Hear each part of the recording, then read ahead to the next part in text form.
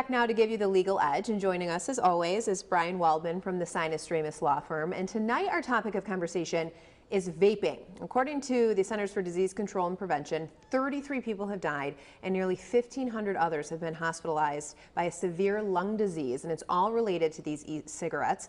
Earlier this month, Michigan became the first state in the country to ban flavored e-cigarettes or vaping products. However, last week, after that ban was in effect for only 12 days, a judge then reversed that ban. So there's been a lot of back and forth. It's an emergency, let's ban them, but then a judge stepped in and said, no, they're not banned. So how is this, where do we go from here? Right.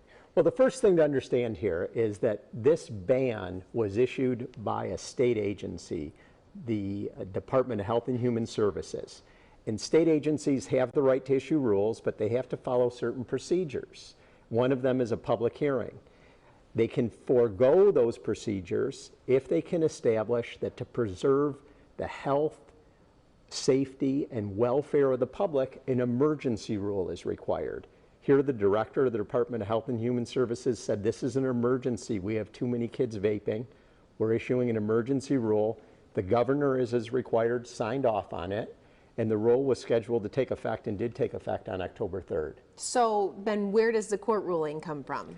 The court said that people challenged the rule, certain businesses and individuals, and they said, hey, this shouldn't work. And the judge didn't necessarily say vaping's safe or some type of rule isn't required. In fact, the judge made a lot of comments that would indicate that she believes it is unsafe, but said, I'm not convinced there should be an emergency rule in this case. So then is this something that's still moving forward and a final ruling will come down the road? Yeah, so the judge has said this is just a temporary ban, and the temporary ban does give a little indication of what might happen in the end, because one of the criteria the judge needs to look at to put a temporary ban on things and wait until the end of the case is, will the person challenging the law ultimately succeed in the end?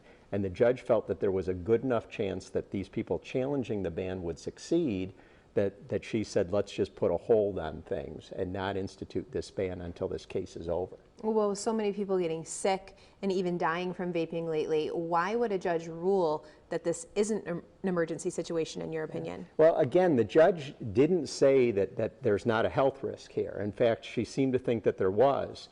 What she said is, Department of Health and Human Services, you had this information about this risk to the public since February, and you sat on it for 7 or 8 months. And you can't just sit on it and then all of a sudden say it's such an emergency that you can't follow the procedures, that you can't have public hearings, and for that reason you need to issue an emergency rule. So it's kind of a procedural thing, not necessarily an issue thing at this point. Right, I think the judge is probably ultimately going to say, you can do this, the Department of Health and Human Services and the governor, but you need to follow the rules. I gotcha. It'll be interesting to see how it all plays out in the end. Thanks, Lauren. Thanks for giving us the legal edge.